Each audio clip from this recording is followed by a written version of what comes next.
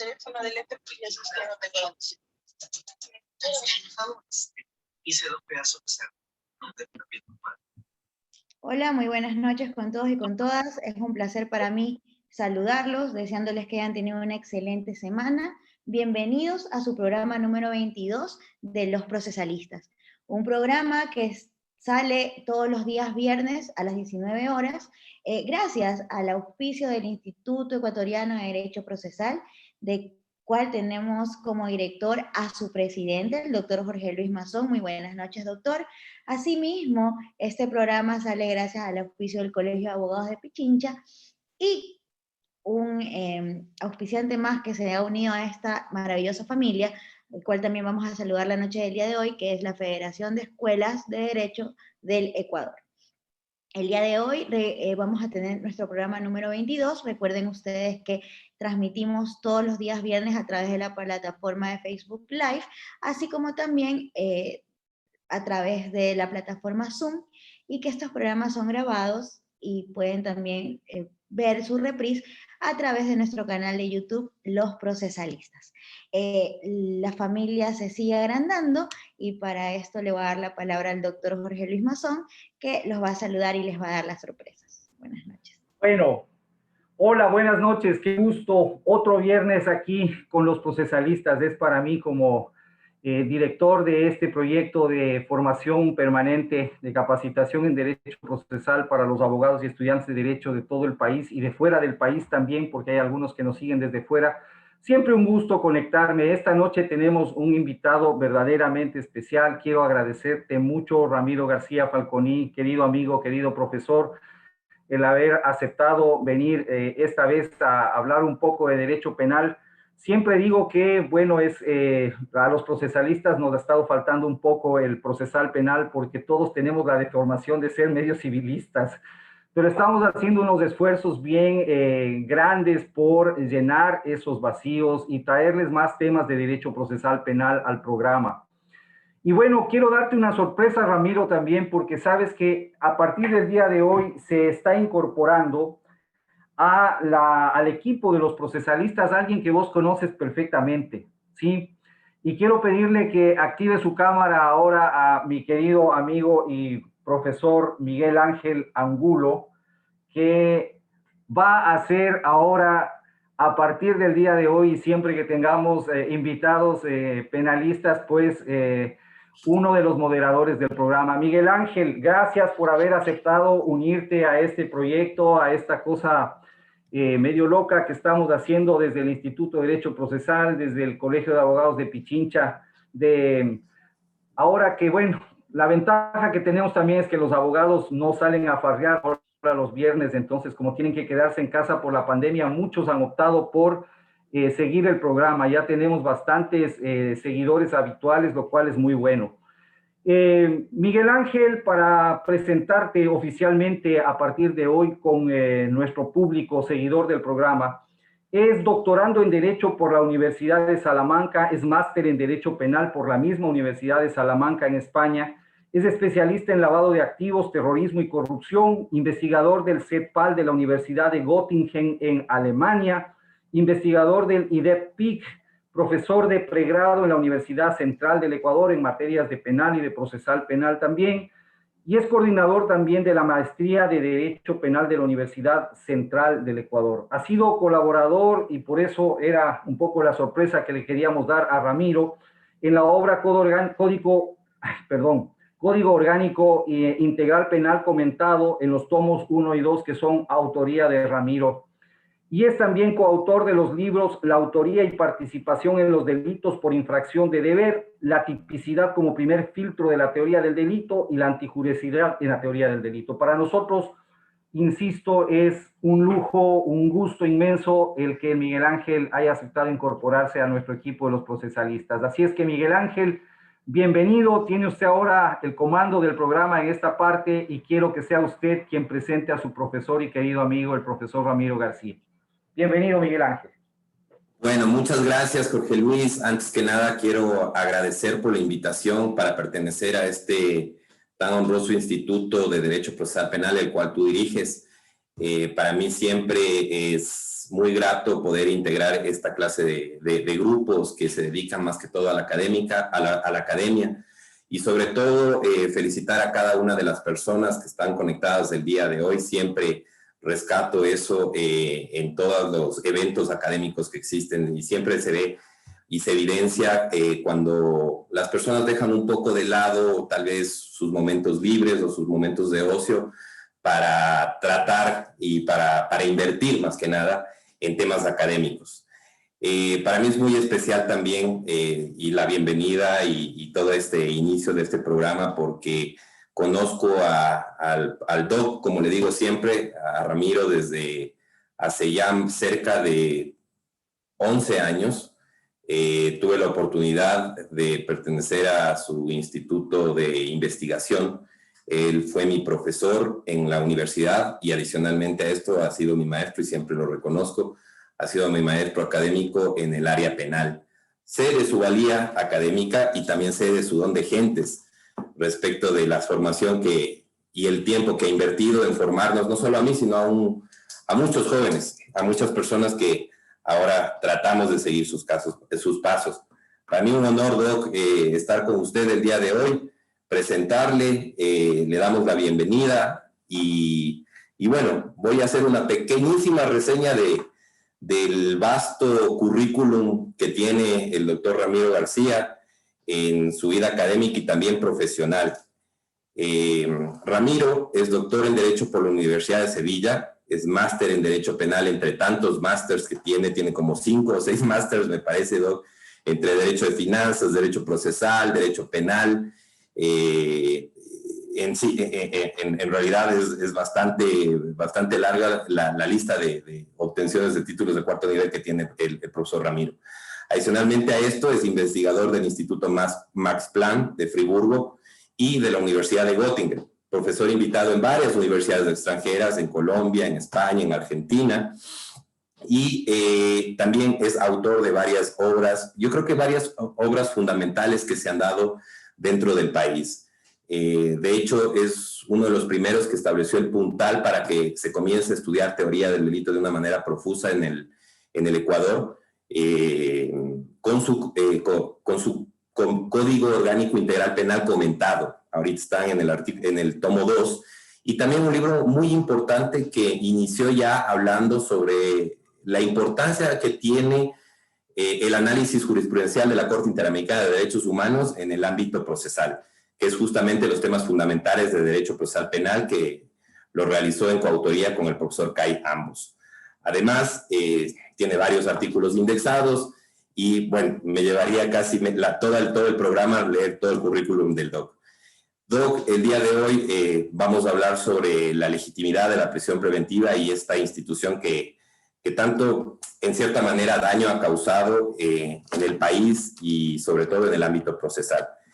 Le cedo el uso de la voz, Doc. Bienvenido. Para mí es un honor siempre presentarle y muchas gracias por todo de antemano, por todo lo que ha hecho por nosotros y por mí especialmente.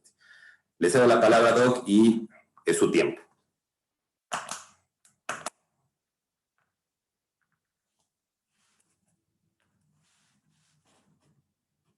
Parece que se nos colgó. Ahí sí está. A ver. Ahí está bien.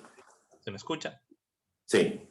Te voy a hacer tu administrador de la sala, Ramiro, para que puedas manejar tranquilamente todo. Muchas gracias, Jorge Luis. Y la verdad, estoy no solo muy contento, sino muy honrado por haber sido invitado hoy. Invitado por un queridísimo amigo como tú, Jorge Luis, a quien respeto no solo en lo profesional y en lo académico, sino en lo personal, a quien tengo en altísima estima.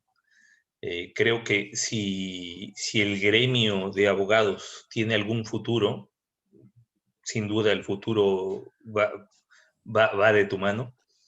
Y por otro lado, pues a mi querido discípulo, Miguel Angulo, con quien hemos trabajado ya muchos años, mucho tiempo, por tantas hojas, por tantos libros, por tantos autores, por tanta amistad. Muchas gracias por tu presentación. Me parece que han sido demasiado generosos conmigo. Yo, la verdad, he tratado en lo posible, como todo jurista, como sueña todo jurista, pues de aportar al derecho de su país. Y bueno, en la medida de las modestas capacidades y conocimientos, pues hemos tratado de hacerlo lo mejor posible. El día de hoy vamos a hablar sobre un tema que me parece que es de los más, no solo interesantes, sino de los más conflictivos en Latinoamérica. Y digo Latinoamérica porque en Europa este tema no tiene mucho debate o mucha discusión, porque las normas comunitarias están claras y porque los órganos jurisdiccionales los aplican de manera uniforme. Pero en Latinoamérica realmente es muy complejo el tema de la aplicación de la prisión preventiva. Y digo que es muy complejo el tema de la aplicación de la prisión preventiva porque, de hecho, si ustedes revisan la jurisprudencia de la Corte Interamericana de Derechos Humanos, van a ver que buena parte de ella va dirigida justamente a este punto. La protección del derecho a la libertad del penalmente procesado.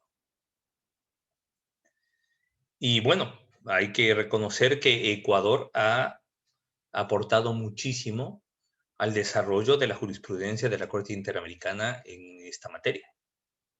O sea, nuestros jueces han dictado decisiones tan idiotas que buena parte de la jurisprudencia de la Corte Interamericana se desarrolla alrededor de los casos ecuatorianos. O sea, no hay estudioso de la jurisprudencia de la Corte Interamericana que no conozca el caso Tibi versus Ecuador, Suárez Rosero versus Ecuador, Chaparro Lapo versus Ecuador, entre otros, ¿no? Es decir, hemos aportado por la vía de decisiones salvajes, si se le puede decir de alguna manera. Ahora,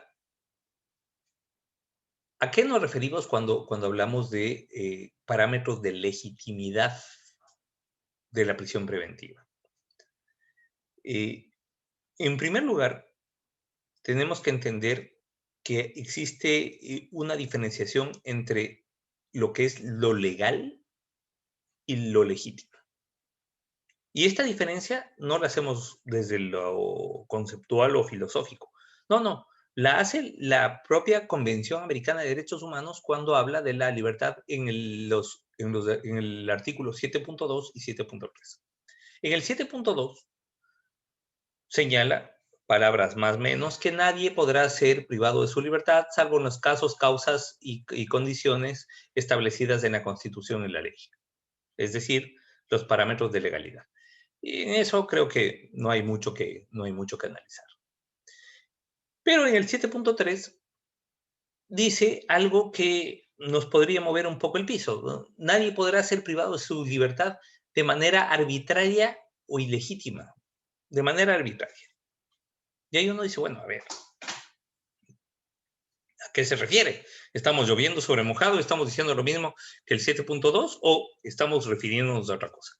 Y claro, evidentemente estamos refiriéndonos a otra cosa. Tanto la Corte Europea de Derechos Humanos como la Corte Interamericana de Derechos Humanos han hecho un deslinde muy claro entre lo que son los parámetros de ilegalidad y los parámetros de ilegitimidad de la prisión preventiva. Y en el segundo caso, en los parámetros de ilegitimidad, el baremo fundamental se constituye en la presunción de inocencia. Presunción de inocencia que además viene tratándose en el derecho de larga data. Ojo, si bien en los primeros códigos no se hablaba de presunción de inocencia, pero ya se establecían algunos de los defectos que hoy por hoy reconocemos como consecuencia de la presunción de inocencia. En el Deuteronomio, por ejemplo, se habla de que nadie podrá ser condenado salvo por un solo testimonio. sino por 2 o 3, que es lo que de alguna manera hoy establecemos como parte de la presunción de inocencia, que nadie podrá hacer, que la presunción de inocencia no se podrá deconstruir, salvo que tengamos una prueba múltiple, conducente, unívoca, que nos permita concluir que esta inocencia no existe. Bueno, los glosadores y posglosadores ya lo trataban. No lo trataban como presunción de inocencia, lo trataban como presumptio bonitatis. De hecho, la fórmula latina era quod libet presumitur bonus. El que vive se presume bueno. Y a partir de eso se desarrollaban varias de las garantías procesales. Obviamente, a partir del siglo XIII, específicamente 1215, perdón, Cuarto Concilio de Letrán, se estructura el proceso inquisitivo o inquisitorial. Ojalá algún momento me invite Jorge Luis para hablar sobre temas de historia del proceso penal, y podríamos hablar muchísimo sobre eso, cómo a partir de 1215, pero además no es que 1215, tiene varios antecedentes. La bula ad volendam, dictada por Lucio III, por ejemplo, que ya establecía a la herejía como un crimen nefando y además penada con muerte por hoguera.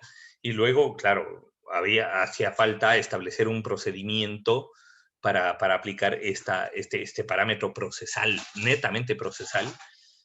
Luego, Gregorio IX, pues, que con su bula ad extirpanda, que traslada todo este procedimiento, que fue un procedimiento originalmente religioso, hacia el procedimiento secular, e Inocencio IV, que en su papado, pues, estableció el uso de la tortura como legítimo para la investigación de la verdad.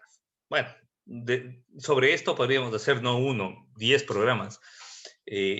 Ojalá algún rato Jorge Luis pues se decida hacer un coloquio sobre historia del proceso penal, porque además es muy importante entender cómo nace el proceso inquisitivo y cuál es la diferencia del viejo proceso acusatorio, porque una de las cosas interesantes es que nos han vendido el proceso acusatorio como un proceso nuevo. Puro cuento. El proceso acusatorio es el proceso más viejo que conoce la humanidad. Y eso hay que entenderlo. O sea, si quisiéramos hablar de un proceso nuevo, hablaríamos del proceso inquisitorial. El proceso inquisitorial fue muy posterior. Ahora hemos regresado al viejo proceso acusatorio. Y ahí hablaremos, bueno, ya en su momento, si es que hacemos un otro programa, bueno, ¿cuáles son las diferencias entre el acusatorio e inquisitivo? Porque muchas veces se denomina acusatorio a rasgos netamente inquisitoriales o inquisitivos. Ya hablaremos de eso. Pero bueno, el asunto, volviendo al tema que nos ocupa y para el que hemos sido invitados, la presunción de inocencia, que se trataba en la Edad Media como presumptio bonitatis, recién empieza a tratarse como presunción de inocencia a partir del siglo XVI con Pufendorf, y es en el siglo XVIII, exactamente en 1789, con la Declaración de Derechos francesa de Derechos del Hombre y el Ciudadano, que se positiviza, es decir, que se transforma en una norma y se incluye en una norma como el derecho de toda persona a ser presumido inocente hasta que su culpabilidad sea demostrada. Así estaba establecida en un inicio. Hoy hemos completado la fórmula hasta que su culpabilidad sea demostrada mediante sentencia condenatoria y ejecutoria.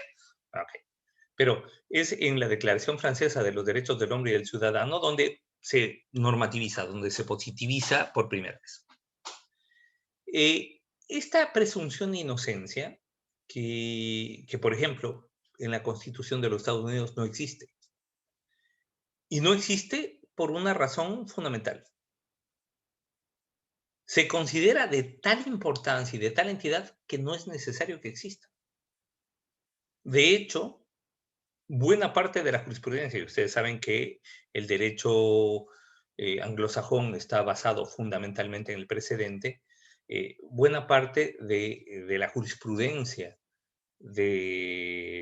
tanto de Inglaterra como de Estados Unidos va direccionada hacia el desarrollo de la presunción de inocencia, aun cuando no está expresamente señalada en la Constitución. O sea, no hay una sola norma, ni en la Constitución ni en las enmiendas de los Estados Unidos, por ejemplo, que hable de la presunción de inocencia. Y no es necesario.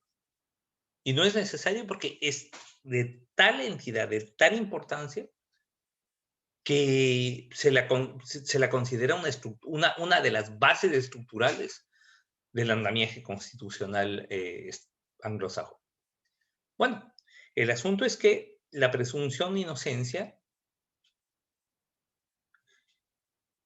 la Corte Interamericana la toma también como el baremo, como el parámetro desde el cual se desarrollan las garantías de debido proceso. Y ahí una de las diferencias fundamentales con nuestra Constitución.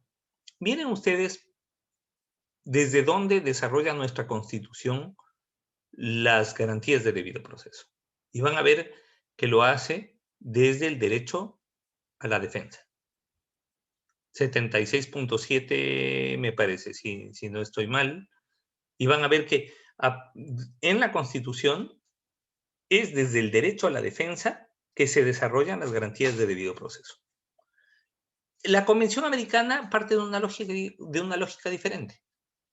Las desarrolla a partir del 8.2, presunción de inocencia. Y más que presunción de inocencia, derecho a ser tratado como inocente hasta que no se establezca lo contrario mediante sentencia ejecutoriada. Y más que derecho, principio de inocencia. Porque de ahí se derivan las garantías de debido proceso. Miren ustedes, revisen la Convención Americana y van a ver que del 8.2 se desarrollan las garantías de debido proceso. Pero bueno, es justamente la presunción de inocencia el parámetro, el baremo, que asume la Corte Interamericana de Derechos Humanos para establecer la legitimidad de la prisión preventiva. Que no es lo mismo que la legalidad. Claro, la legalidad está señalada en las leyes y constitución de los países suscriptores de la Convención Americana de Derechos Humanos, mejor conocida como Pacto de San José. Pero no, estamos hablando no de la legalidad, de la legitimidad. ¿Cuándo una presunción de inocencia, cuándo una prisión preventiva es legítima? Lo que quiere decir que una prisión preventiva puede ser legal, pero no legítima. Es decir, puede ser legal porque cumple los parámetros legales y constitucionales del país, en este caso de Ecuador, pero no legítima, porque incumple los criterios convencionales establecidos por la Corte Interamericana de Derechos Humanos. Y uno dice, bueno, pero a ver, ¿y los criterios convencionales qué carajo nos vinculan? ¿De qué sirven? Y sí, pues no solo que sirven de mucho, sino que nos vinculan completamente. Hemos pasado, dentro de nuestra estructura jurídica, del control de legalidad al control de constitucionalidad. Y del control de constitucionalidad al control de convencionalidad. Control de convencionalidad que se señala ya por la Corte Interamericana a partir de Almonacid Arellano versus Chile, 2006, y que se ha establecido y que se ha ido desarrollando a lo largo de varias jurisprudencias. Yo recomiendo entrar a la página web de la Corte Interamericana, ahí hay un link de repositorio de jurisprudencia y ahí se puede ver, entre otras cosas, pues este tema del control de convencionalidad. El control de convencionalidad que no es otra cosa que la obligación de cada país de adecuar sus decisiones, tanto jurisdiccionales como públicas, a los parámetros establecidos por la Corte Interamericana. Lo que quiere decir que una decisión tomada por un órgano de justicia ecuatoriano que no cumpla la estructura convencional establecida por la Corte Interamericana, pues no será legítima. Y en el caso de la prisión preventiva, eso es fundamental. Y claro, esto, antes de entrar a analizar específicamente cuáles son los parámetros de convencionalidad, cuáles son los parámetros de legitimidad, vale la pena hacer un pequeño excurso sobre cómo ha cambiado el ejercicio profesional. Porque resulta que normalmente nosotros cuando tomamos un caso, pues nos ponemos a revisar la ley, es decir, el COIP, a lo mucho el COGEP como norma complementaria y la Constitución, y ya está. Pero no, resulta que hoy por hoy, para asumir una defensa, especialmente una defensa en un caso en el que se hubiera dictado prisión preventiva, pues además de eso deberíamos revisar la jurisprudencia de la Corte Interamericana de Derechos Humanos. Y esto, claro, implica un cambio, romperse la cabeza, ¿no? Porque dentro de nuestra tradición jurídica romano-germánica legalista, pues la ley es lo fundamental. Nosotros no le paramos mucha bola al tema jurisprudencial, al tema del precedente, pero resulta que hoy por hoy el precedente es fundamental. Y nuestro ejercicio profesional y el ejercicio profesional de los abogados y hacia allá tiene que dirigirse la formación jurídica, y lo digo como catedrático universitario y como vicedecano de una facultad, hacia allá tiene que enrumbarse el ejercicio profesional, enseñar a que el precedente, la jurisprudencia, sobre todo la jurisprudencia internacional en materia de derechos humanos, es fundamental. Y bueno, eso para nosotros implica un cambio radical de concepción. Pero, volviendo al tema. La Corte Interamericana ha establecido en el desarrollo, sobre todo del 7.3 de la Convención Americana, que no es suficiente el cumplimiento de los parámetros de legalidad y constitucionalidad para que una prisión preventiva sea legítima. Para que sea legítima, adicionalmente a los parámetros de constitucionalidad y legalidad, es necesario que se tomen en cuenta los puntos, las condiciones que la Corte Interamericana ha establecido como fundamentales para la legitimidad de la prisión preventiva. ¿Qué son? ¿Cuáles? En primer lugar, la Corte Interamericana ha dejado en claro que la prisión preventiva no puede constituirse como una forma de pena anticipada. Eso es lo primero que tenemos que entender.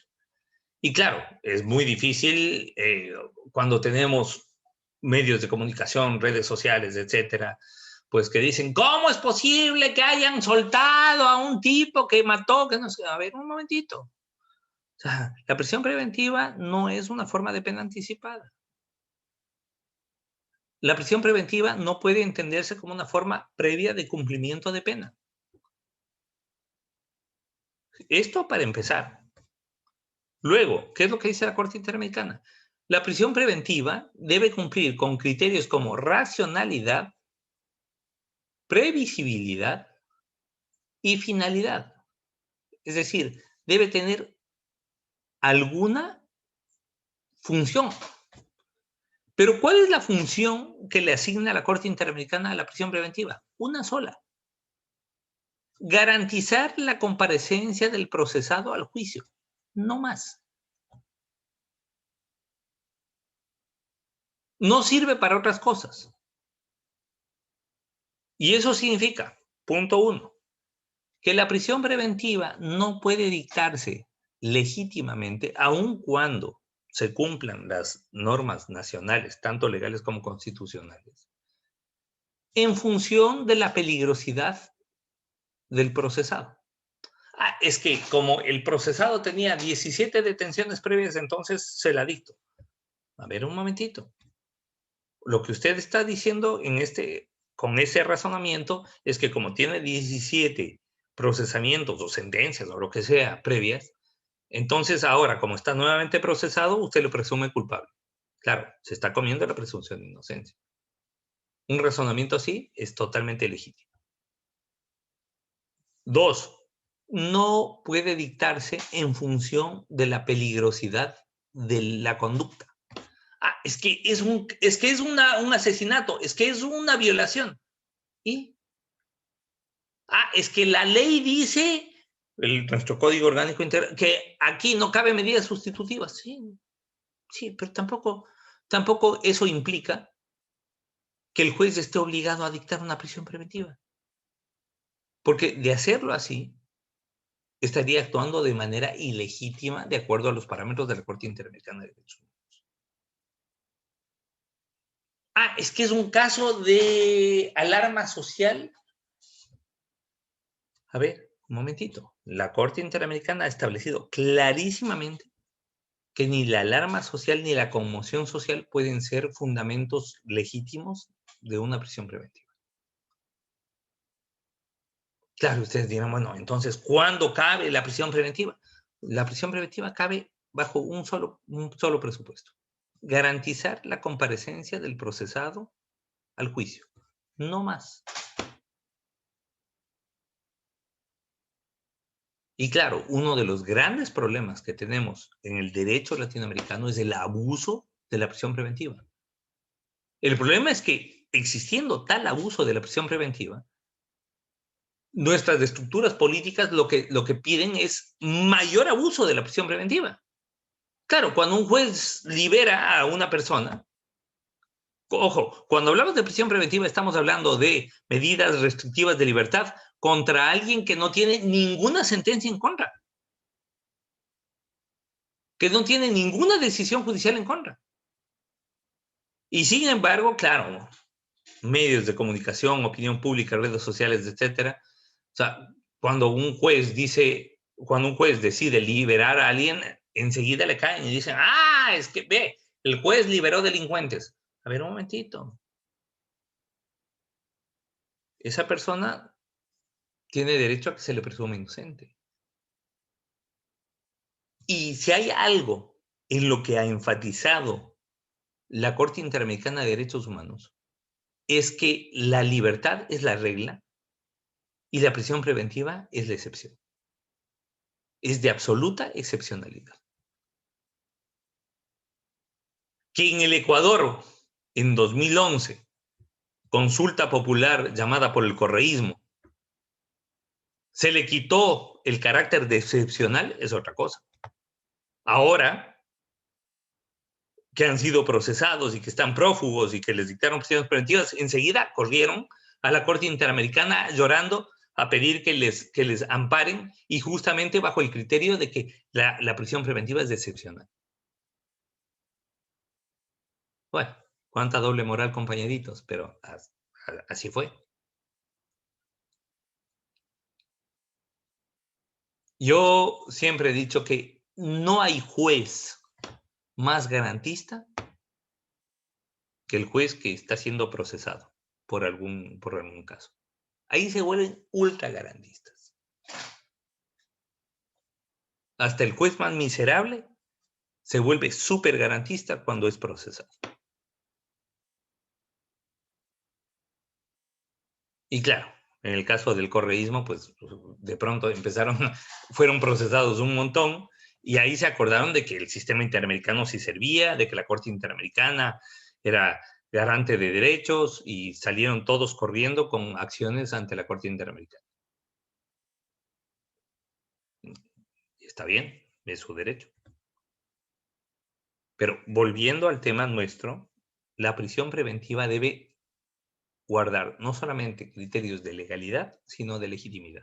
Y ya hemos visto cuáles son los criterios de legitimidad. Esto, o sea, si quieren revisar jurisprudencia, ya que hemos hablado de que hay que ver jurisprudencia, bueno, vean Tibi versus Ecuador, Chaparro Lapo versus Ecuador, Suárez Rosero versus Ecuador. Cangarán Pandain versus Surinam, Barrios Altos versus Perú, La Cantuta versus Perú, Niños de la Calle versus Colombia, Bulacio versus Argentina, entre otros, ¿no? Son casos paradigmáticos en los que se ha desarrollado toda esta jurisprudencia alrededor de la protección del derecho a la libertad del penalmente procesado. Creo que con esto, pues, he concluido el tiempo que se me ha asignado. Le agradezco mucho a Jorge Luis, a Miguel Ángel, y muy amables, pues, por haber concurrido el día de hoy. Les agradezco muchísimo a los 141 asistentes que, en vez de estar farreando como se debe y haciendo lo que un viernes se debería hacer, están oyendo las pendejadas que uno tiene que decir. Así que Bueno, muchísimas gracias. te cuento que tuviste 160 más en Facebook. Se transmite también por el Facebook Live de los procesalistas, Ramiro. Gracias por esa conferencia tan interesante, tan ilustrativa. Antes de que empiece Miguel Ángel y la charla entre especialistas en procesal penal, decirte que me encanta la idea que sugeriste de en venir a hablar de historia también, tanto de los procesos penales como de los civiles, sería muy chévere. Te tomo el guante y voy a empezar a pensar en un programa solo sobre eso, así para salir un poco de análisis de jurisprudencia, de temas legales, de doctrina y meternos ahí con la historia que es siempre apasionante. Miguel Ángel. Pero sin duda, oye, Jorge Luis, una cosa. Claro. Hace poco que estuve en España, te puedo decir que estuve haciendo algunos estudios sobre historia del derecho. Y por lo menos tienes unos 20, 25 manuales de historia del derecho, pero bastante consistentes. En el Ecuador tenemos uno, y flojito, que es el de Juan Larrea Holguín, con un cura español que lo escribió hace muchos años. Hace muchos años. Es decir, sí, claro. Y esto es muy triste, ¿no? Porque resulta que no nos hemos dedicado a analizar de dónde viene nuestro derecho. Es decir, es como que nuestro derecho, el derecho que tenemos, se hubiera estado siempre ahí, o se nos hubiera dado como por efecto de un dios o una nube. Y eso no tiene sentido. Entonces, es fundamental inculcar a los juristas el estudio de temas como historia del derecho, filosofía del derecho, para que se entienda el de dónde y el por qué. Claro, estoy totalmente de acuerdo contigo. Pocas cosas iluminan tanto incluso el entendimiento o la comprensión clara de las leyes actuales, de las disposiciones y las normas vigentes, como ir viendo cómo han evolucionado en el tiempo. Hoy tarde estaba preparando un curso que voy a dictar dentro de poco sobre los juicios de divorcio. Y oye, qué apasionante ver cómo ha evolucionado la legislación sobre el matrimonio y sobre el divorcio en el Ecuador. Pero ojo, no habría existido el divorcio si no se hubiera establecido el matrimonio como una institución del derecho civil. Correcto. Que originalmente era una institución religiosa. Pero claro, entonces, claro, ¿cómo se desarrolla eso a partir del establecimiento del matrimonio como institución de derecho civil? Pero en el caso del proceso, y sobre todo del proceso penal, ya que ustedes son procesalistas, imagínate lo que significó 1215, Cuarto Concilio de Letrán, dirigido por Inocencio III, cuando deciden establecer un cambio de procedimiento, pero no en lo penal, en lo religioso. Porque la idea era luchar contra la herejía. Y claro, cambian el derecho religioso, reforman la estructura procesal, además la racionalizan. Ojo, y eso hay que decirlo. La Inquisición empezó como una racionalización del derecho procesal.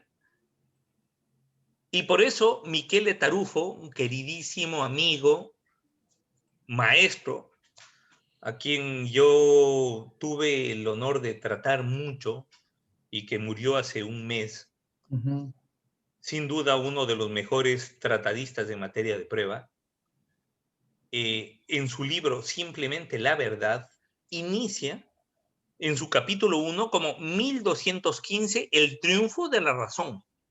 Es decir, para los procesalistas, y ojo que Tarufo no era procesalista penal, era procesalista civil, era un civilista. Y Tarufo considera el 1215, el establecimiento del procedimiento inquisitorial, como un triunfo de la racionalidad. Pese a que, claro, siempre hemos visto al proceso inquisitorial como un proceso irracional, salvaje, ¿verdad?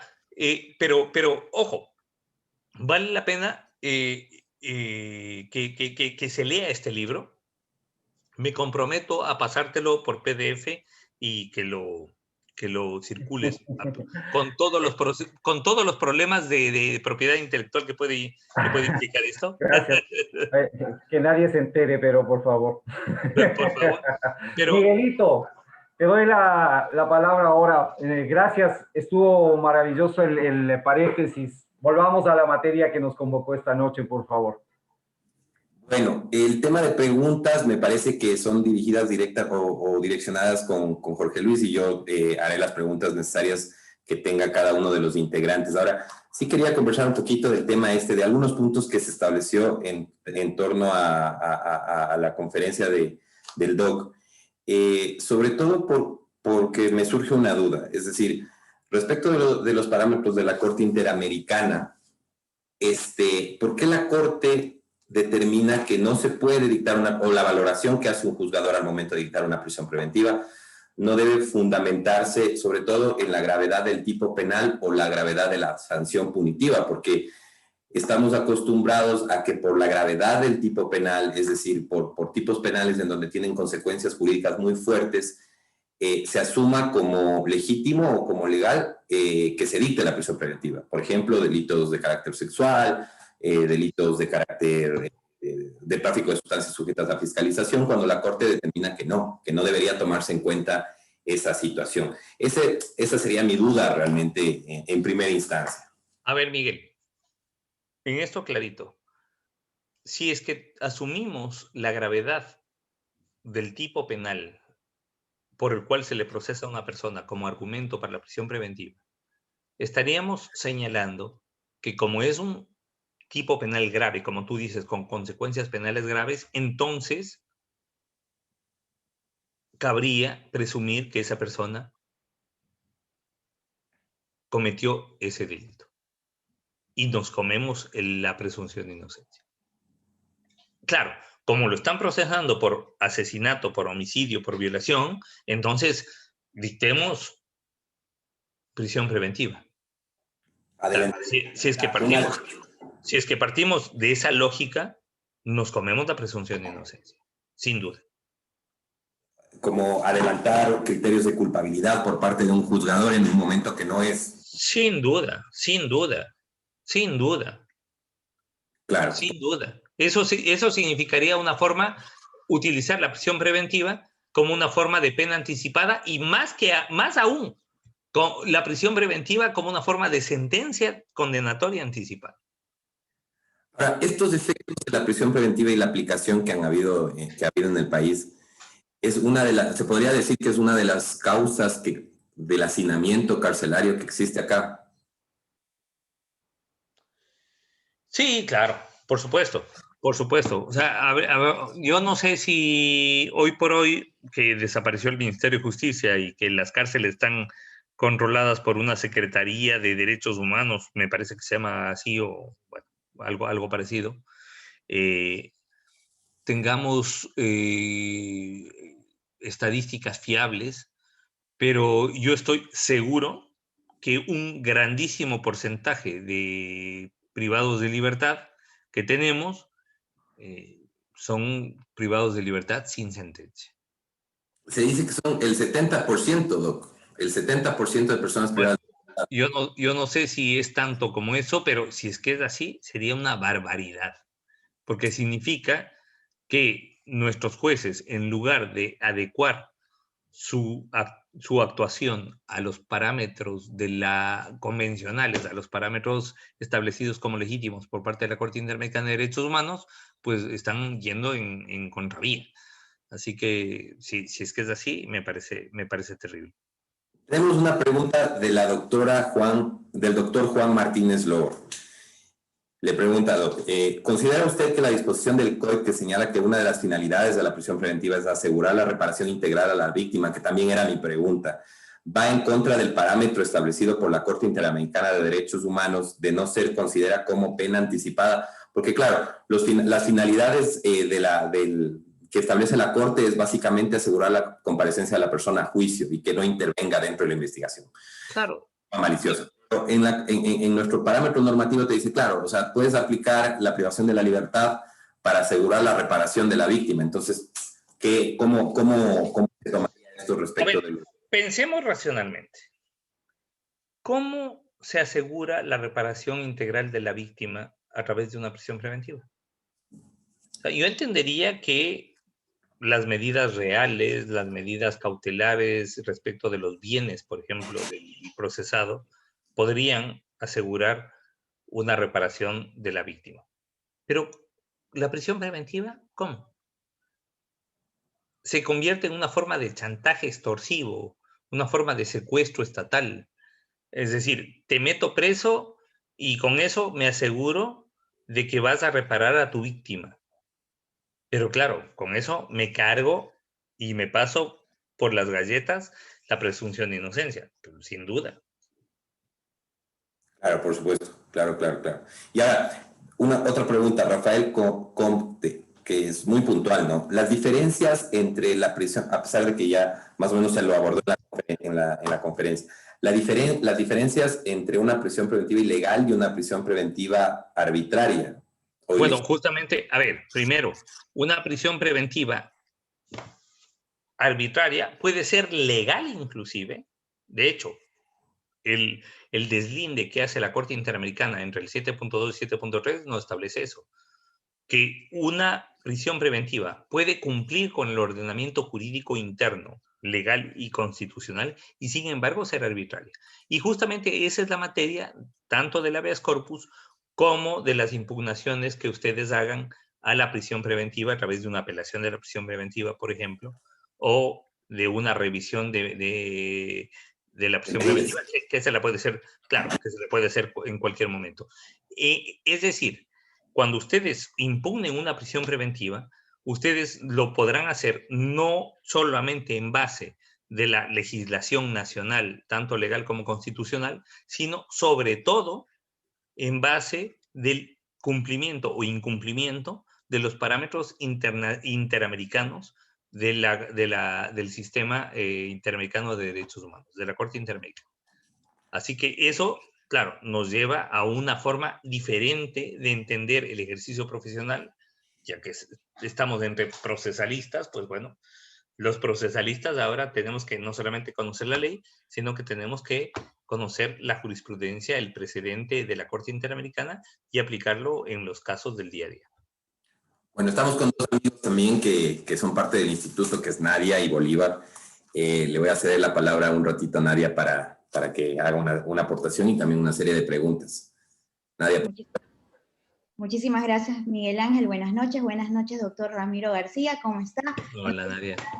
Saludarlo. Hace un año tuve el honor de topar con usted y escucharlo en una conferencia en la Escuela de Liderazgo Femenino de Cristina Reyes. Ahí lo escuché.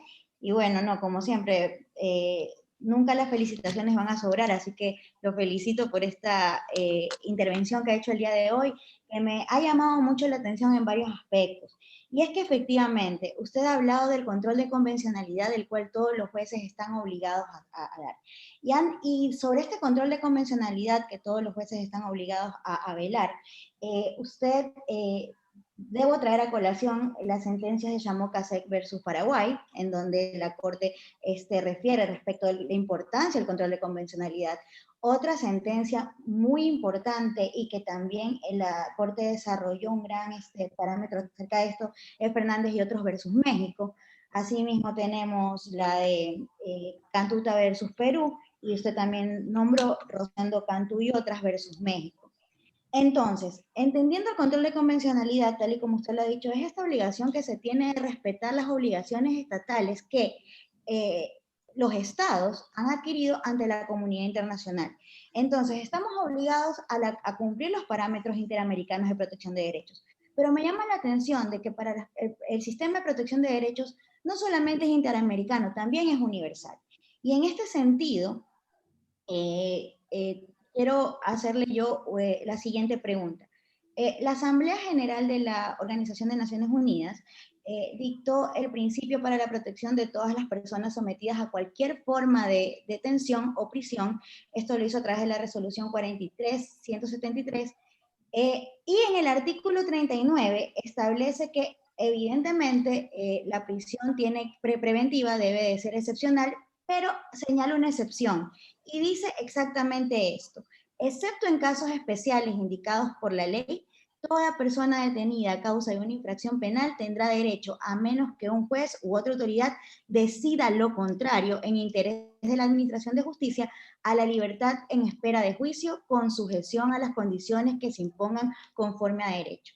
Mi pregunta clara viene a ser lo siguiente: ¿podría un juez, en razón de estos principios emanados de la Asamblea General de la Organización de Naciones Unidas, de la cual el Ecuador es parte, establecer en algún momento que, si bien es cierto, la prisión preventiva es excepcional, en ese caso per se se aplica la excepción? ¿Podría darse, doctor, en cumplimiento del control de convencionalidad al que hemos referido en esta charla? Entendiendo, perdón que me diga ahí, que inclusive para las personas privadas de la libertad, el Alto Comisionado de las Naciones Unidas ha hecho énfasis en que todos los estados deben de comprometerse, están obligados a cumplir con las reglas de Mandela, ¿verdad? Que son las que aseguran este tipo de derechos a las personas que se encuentran privadas de la libertad. Esa es la pregunta, doctor, y bueno, muchísimas gracias por su atención y respuesta. A ver, primero, los parámetros de legitimidad de la prisión preventiva no han variado. Y no han variado desde hace mucho. Es decir, no es que hay una excepción. En algunos temas, la jurisprudencia se ha ido reconduciendo. Por ejemplo,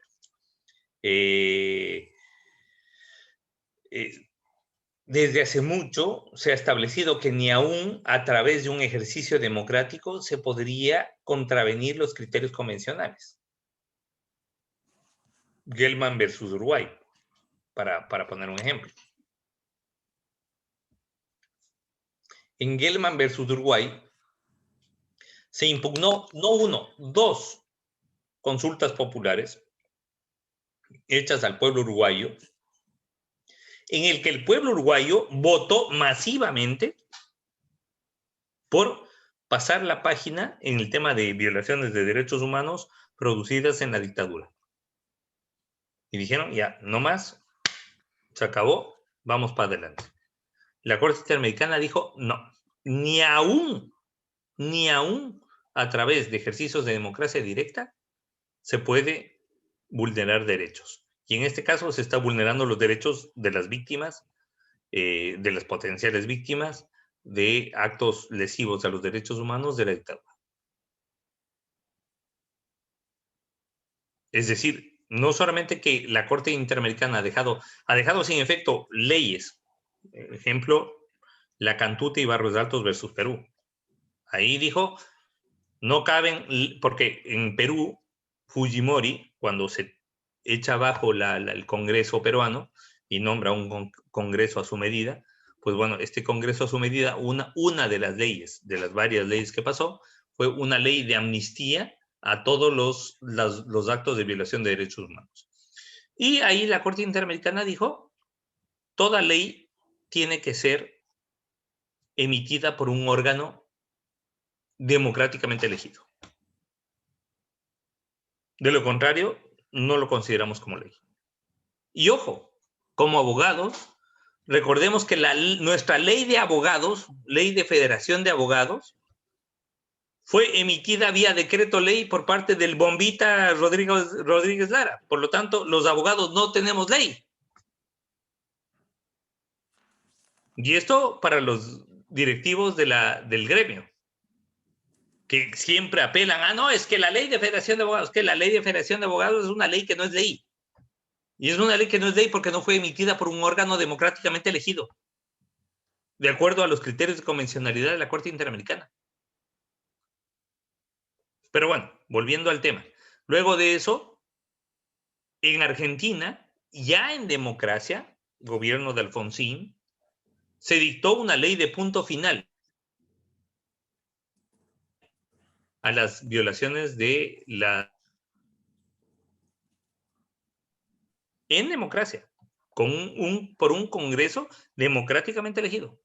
Y la Corte Interamericana dijo que en Bulacio versus Argentina, que una decisión así tampoco es legítima y dejó sin efecto esta ley de punto final, en virtud de la cual se pudo procesar, entre otros, a Videla, que terminó muriendo en su celda, ¿no? Trinidad y Tobago fue más allá. Dijo, no, a ver, vamos a ponerlo como norma constitucional. Y pusieron estas amnistías como norma constitucional. Igual, la Corte Interamericana dijo que no, que esto no era legítimo. Uruguay fue más allá. Dijo, no vamos a poner ni como ley ni como norma constitucional. Vamos a ponerlo como una decisión democrática del pueblo. Y claro, llama a consulta popular y en consulta popular mayoritariamente el pueblo uruguayo dijo, sí, que se pase la página en los temas de violaciones de derechos humanos. Y la Corte Interamericana dijo, no, esto no es legítimo. Sin embargo, ojo, da un giro, y un giro importante, cuando se trata de Colombia hace poco. ¿Por qué? Porque claro, o sea, si mantenía esa línea jurisprudencial, se tiraba para abajo el acuerdo de paz con las FARC. Porque obviamente el momento en que se establecía que no era legítimo una ley o disposiciones legales de punto final o de vuelta de página, pues las FARC no iban a firmar el acuerdo de paz. Y ya se produce un sesgo y un chanfle importantísimo, que sería muy interesante que se analice por los estudiosos de la jurisprudencia del sistema interamericano. Yo, la verdad, no lo he hecho y no lo he querido hacer por diferentes razones, pero sí, es clara el cambio, el sesgo de la Corte Interamericana, porque se tiraba para abajo el acuerdo de paz si es que mantenía esa posición jurisprudencial. Pero bueno, en fin, es decir, hay mucho que hablar, mi estimada Nadia, sobre este tema. Lo que le digo es que en materia de la prisión preventiva no ha habido sesgo. O sea, la única razón legítima por la cual se puede dictar una prisión preventiva es asegurar la comparecencia del procesado a juicio, no más. Doctor, muchísimas gracias por su respuesta. Entonces, haciendo un match con lo que dijo Miguel Ángel en su primera pregunta, donde decía que hemos estado acostumbrados a que en los delitos con mayor gravedad inmediatamente se dicte la prisión preventiva. Entonces, una situación como estas, que de acuerdo a lo que usted está diciendo, ha completamente quebrantado, resquebrajado los parámetros interamericanos de protección de derechos humanos en materia de prisión preventiva. podría acarrear en un futuro quizás la responsabilidad estatal del Ecuador. Si es que en algún momento la comisión... Pero sin duda, a ver, si usted... sobre cómo se ha llevado la justicia penal en materia de prisión preventiva en el Ecuador los últimos 10 años, 15 años. No, que los últimos 10 años, los últimos 30 años. O sea, vea usted, mi estimada Nadia, vaya a la jurisprudencia de la Corte Interamericana, mire las decisiones contra Ecuador, y va a ver que el 90% de las decisiones de la Corte Interamericana contra el Ecuador se basan en decisiones judiciales. ¿Qué quiere decir eso? Que mientras a Colombia, Perú, Argentina, Brasil les condenan por lo que han hecho su ejército, su policía, sus paramilitares, sus guerrillas, etcétera, a nosotros nos condenan por lo que han hecho nuestros jueces. Por eso dije hace un momento que nosotros como país hemos colaborado muchísimo para el desarrollo de la jurisprudencia de la Corte Interamericana de Derechos Humanos. Nuestros jueces han hecho tal cantidad de huevadas que buena parte de la jurisprudencia de la Corte Interamericana se basa en las decisiones cojudas de nuestros jueces. Sí, es así. Gracias, doctor. Gracias. Okay. Doctor Ramiro, muy buenas noches. Bueno, en primer lugar, quisiera agradecer su presencia en este programa y también felicitar a Jorge Luis por haber logrado pues, que usted nos regalara unos minutos pues, para conversar sobre estos temas. Yo realmente fui muy afortunado en escuchar esta charla en vivo y en directo cuando usted me dio, yo recibí una clase de usted en la especialización sobre sistemas de protección de derechos humanos que impartió la Universidad Católica hace unos 10 años atrás. Entonces usted justamente trató estos temas, incluido también el tema del habeas corpus, que era una de las cuestiones que propiamente se estaban analizando en esa especialización. Realmente pues usted es un referente nacional e internacional para todos los que nos estamos estudiando y de alguna manera iniciando en el estudio del derecho público, del derecho procesal, el derecho penal en particular. Doctor, en concreto, en honor al tiempo también una pregunta. Usted ha mencionado, ¿no?, la importancia que tienen pues, para los abogados, para los juristas, de estudiar pues, los estándares en materia que ha establecido pues, la jurisprudencia internacional, interamericana en materia de derechos humanos sobre la prisión preventiva. Y obviamente pues, ese ejercicio lo tienen que realizar también, en primer lugar, los jueces y los fiscales. Un punto muy importante de estos estándares es la excepcionalidad, ¿no?, en la prisión preventiva, ¿no?, vista como la última ratio, la privación de la libertad de una persona, más aún si se lo hace pues, con fines meramente cautelares, ¿no?, con fines específicos, como usted lo ha indicado, ¿no? Esto, en su criterio, doctor, implica ya desde un aspecto práctico que tanto los fiscales como los jueces tienen que realizar pues, un esfuerzo mayormente argumentativo para justificar la improcedencia, o más bien dicho, la procedencia de la prisión preventiva para un caso en particular y la improcedencia de las demás medidas que establece el COIP para el aseguramiento de la presencia del procesado en el proceso. ¿Y qué sucedería, por ejemplo? Bueno, esto ya fue motivo de análisis en un anterior conversatorio con los procesalistas.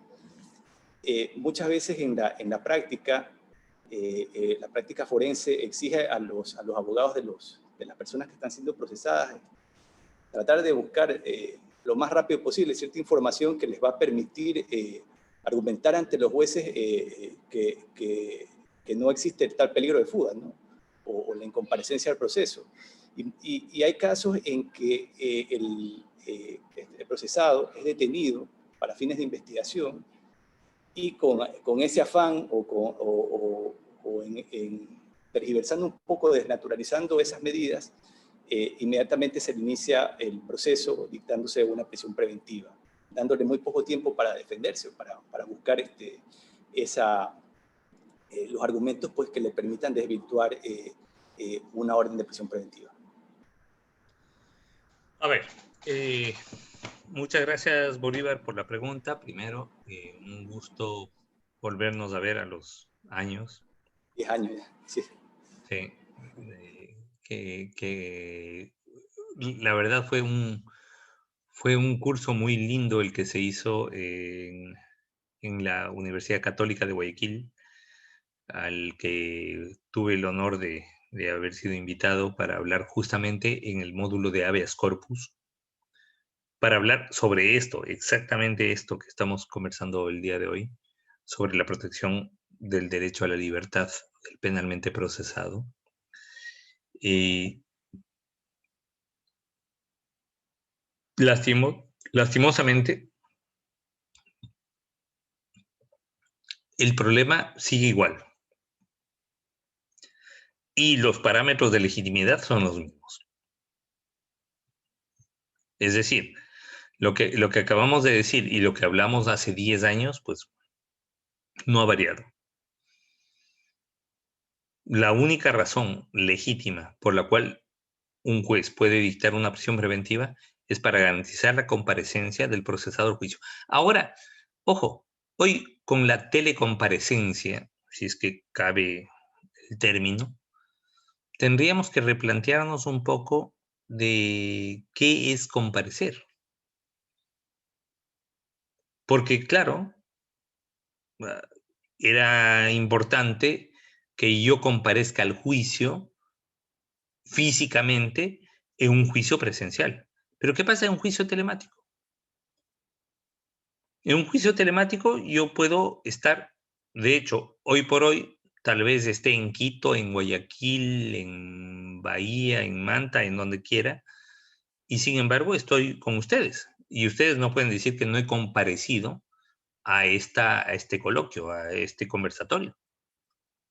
La pregunta es, ¿qué pasa con la comparecencia por vía telemática? Yo creo que todo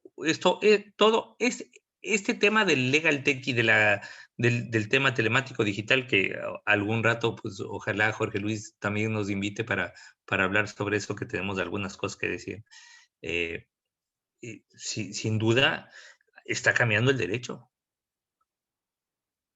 Hoy entré a una librería jurídica digital española y vi que había siete libros, 7, sobre el teletrabajo, sobre el derecho digital en la desconexión, sobre los derechos digitales del trabajador en esta nueva pandemia. 7 libros.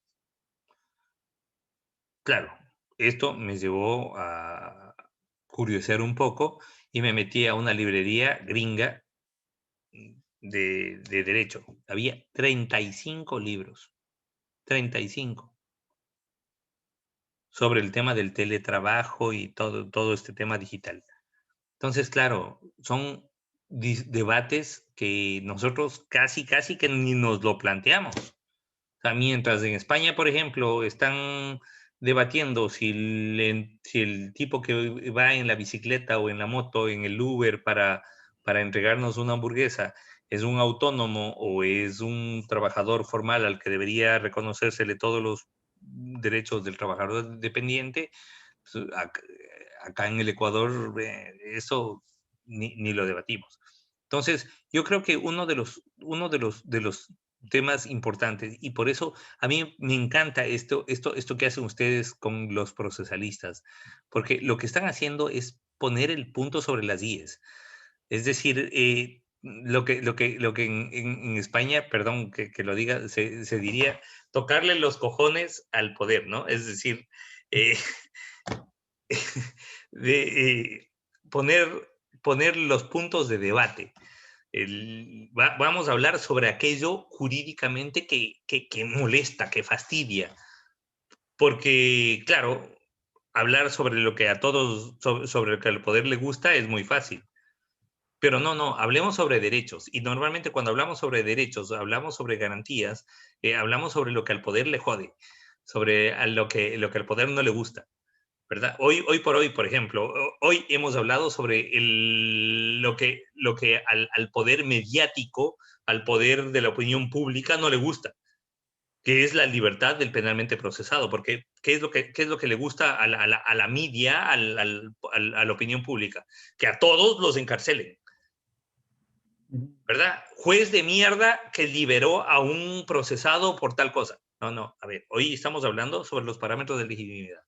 Es decir, estamos dando el tingazo en las pelotas al poder, y eso la verdad me encanta. Así que, Jorge Luis, nuevamente, y con esto pues termino, muchísimas gracias por la invitación. Gracias por permitirme exponer estas breves ideas y millón disculpas a los presentes por la precariedad de los conceptos y de los argumentos. En todo caso, pues uno hace lo que puede. Muy amables. Profesor Ramiro García, estamos llegando a la parte final ya. ¿Qué puedo decirte? Primero, agradecerte, como no puede ser de otra manera, la deferencia por venir acá a charlar con los procesalistas, a dar esta corta charla como hacemos todos los viernes con nuestros invitados, sobre un tema tan polémico, sobre un tema tan interesante, tan controversial como tú mismo lo has dejado tan claro en esta charla. Hemos estado conversando de Legal Tech, bueno, no exactamente de Legal Tech, pero sí hemos estado hablando mucho de audiencias telemáticas, que yo sé que es otro tema que a ti te fascina y sobre el que tenemos que seguir hablando y tenemos que seguir discutiendo. Ojalá podamos ir encontrando maneras en que las autoridades que dirigen el sistema judicial ecuatoriano vayan encontrando los recursos primero para implementar las cosas que tienen que implementar, para que pueda funcionar bien la audiencia telemática, que fuera de toda duda, y yo sé que tú compartes este criterio conmigo porque lo hemos conversado, no llegó para quedarse y es un avance y es algo que le presta muchísimos beneficios inclusive a la profesión de abogados, pero yo diría que al ciudadano en general, que es finalmente quien utiliza el sistema y a quien va dirigido el sistema de administración de justicia. Así es que sé que vamos a seguir conversando de esto.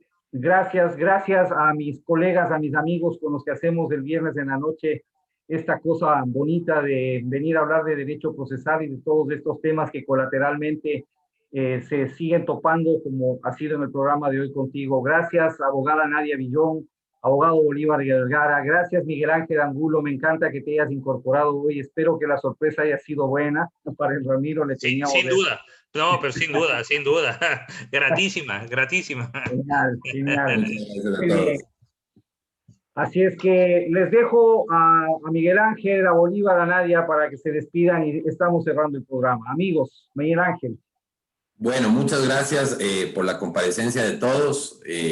Insisto nuevamente, muchas gracias por la invitación, Jorge Luis. Para mí un honor pertenecer al grupo. Y también muchas gracias, Doc, por venir y darnos un poco de su tiempo en esta charla. Usted sabe la afinidad y el cariño que se le tiene por acá y agradecido siempre. Le mando un abrazo y, bueno, Nadia. Muchísimas gracias, Miguel Ángel. Bueno, yo también quiero agradecer a todos los aquí presentes, al público que cada viernes nos sigue y que nos ha apoyado para que este programa siga creciendo. Hoy el programa número 22. Gracias, doctor Ramiro García, por haber asistido a nuestra invitación. Agradecemos su tiempo, su espacio y sobre todo que sea eje multiplicador de su conocimiento. Gracias, doctor Mazón, también por seguir siendo entusiasta para este tipo de actividades. Con Miguel Ángel, mucho gusto, me ha dado a conocerte el día de hoy. Bolívar, te envío un abrazo grande y también quiero aprovechar para saludar a mis amigos y también compañeros de esta familia, Alfredo Cuadros y Milton Velázquez. Les envío un saludo, los extrañamos mucho por acá, esperamos que otra vez estar todos juntos y en familia. Bolívar. Bueno, creo que ya todo está dicho. Muchísimas gracias nuevamente al doctor Ramiro García por su presencia en el programa, ha sido muy valiosa. Y bueno, yo también reitero mis agradecimientos por permitirme pues, ser parte de este programa como panelista todos los viernes inconstitucionales, como dice Jorge Luis. Gracias a todos los presentes y bueno, solamente un mensaje a todos y todas a continuar cuidándose porque este virus todavía no se ha ido, sigue dando bastante guerra. Gracias. una sola corrección. No he dicho que el programa es inconstitucional. El horario es el inconstitucional.